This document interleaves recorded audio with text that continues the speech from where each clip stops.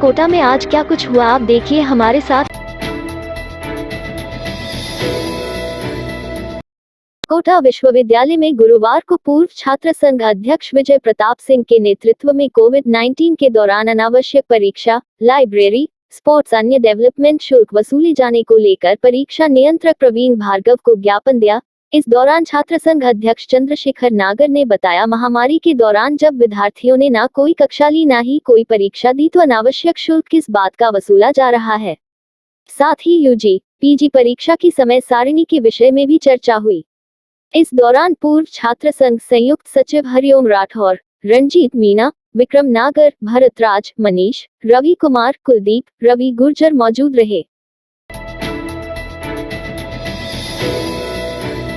बरसात में पुराने मकानों के लिए बड़ा खतरा, रामपुरा फतेहगढ़ी में बरसात से गिरे आधा दर्जन मकानों के अगले हिस्से। कोटा शहर में पिछले 5 दिन से अधिक समय से लगातार हो रही बरसात पुराने मकानों के लिए खतरा बनती जा रही है। मकानों में सीलन आने और नींव कमजोर होने से कई मकान अब तक धराशायी हो चुके हैं। रामपुरा स्थित फतेहगढ़ी इलाके में करीब आधा दर्जन मकान धराशायी हुए हैं। स्थानीय निवासी सोनू लोधा ने बताया कि नदी के किनारे नगर विकास न्यास द्वारा चंबल रिवर फ्रंट का काम करवाया जा रहा है, जिसके तहत उनके मकानों के नीचे लगे पत्थरों को हटाकर उसकी जगह सीमेंट और सीसी किया गया था, लेकिन शहर में पिछले कई दिन से लगातार हो रही बरसात के चलते आरसीसी कमजोर हो गई और उनके समेत आसपास के करीब आधा दर्जन मकानों के अगले हिस्से, जिनमें रसोई और लेट बाथ है, वो धराशायी हो गए। इससे उनका काफी नुकसान हुआ है, काफी सामान टूट फूट गया और मकानों को भी नुकसान हुआ है। साथ ही वो रात भर सो भी नहीं सके और पास ही मंदिर में रात बिताई। उन्होंने बताया कि इस संबंध में नगर विकास न्यास और नगर निगम के अधिकारियों को भी अवगत करा दिया गया है। हालांकि उन्होंने मकान ठीक करवाने का आश्वासन दिया है, लेकिन उनका नुकसान हो गया। इसी तरह नयापुरा स्थित बस स्टैंड के पास वाली बस्ती पुनौल समेत कई अन्य इलाकों में भी पुराने मकानों को लगातार नुकसान हो रहा है। साथ ही कई मकानों में पानी टपकने लगा है। मौसम विभाग के अनुसार गुरुवार को दोपहर तक तो मौसम साफ रहा, लेकिन 2:30 बजे से शाम 5:30 तक करीब 17 मिलीमीटर बरसात हुई है और अगले कुछ दिन तक मौसम ऐसा ही रहने की आशंका है। भारी बारिश में जब रोड यातायात और रेल परिचालन बाधित हो गया हो, रात अंधेरी हो, ऐसे कठिन समय में जब घटनास्थल पर जाने का कोई साधन भी उपलब्ध नहीं हो, ऐसे विकट समय में रात भर ड्यूटी की थकावट की परवाह न करते हुए एक रेलकर्मी ने रेलवे ट्रैक के किनारे 7 किलोमीटर पैदल चलकर रेल यातायात को सुचारू बनाने में अपना अमूल्य योगदान दिया है। उसके योगदान के चलते लाखेरी में आज रेल परिचालन सुचारू हो सका। इस योगदान की सर्वत्र सराहना हो रही है। कोटा मंडल के लाखेरी में एमसीएफ के पद पर कार्यरत रेलकर्मी राहुल की ड्यूटी 4 अगस्त को इंद्रगढ़ में फेल्योर अटेंड करने के लिए लगी थी। इस दौरान भारी बारिश भी हो रही थी। ऐसी परिस्थितियों में राहुल अपना काम पूरी मुस्ती से कर रहे थे। इसी दौरान 2 किलोमीटर पैदल चलकर लेवल क्रॉसिंग गेट संख्या 137 की संचार व्यवस्था को ठीक किया। एक्सल काउंटर अटेंड किया। बुधवार रात में लगभग 1:30 बजे सूचना मिली कि इंद्रगढ़ लाखेरी के बीच यार्ड में पानी भर गया है। ट्रैक सर्किट काम नहीं कर रहे हैं। पॉइंट मशीन में पानी भर जाने से संचार व्यवस्था में व्यवधान उत्पन्न हो गया है। रेल परिचालन को सुचारू बनाए रखने के लिए इसे ठीक करना बहुत जरूरी था, लेकिन लाखेरी तक पहुंचने के लिए ना तो बाय रोड और ना ही कोई ट्रेन या मालगाड़ी थी। यहाँ तक कि हाईवे पर भी जाम था। ऐसे में उन्होंने ड्यूटी के प्रति समर्पण और निष्ठा की अनूठी मिसाल पेश की। राहुल ने रेलवे ट्रैक के किनारे किनारे घटनास्थल पर जाने का फैसला किया।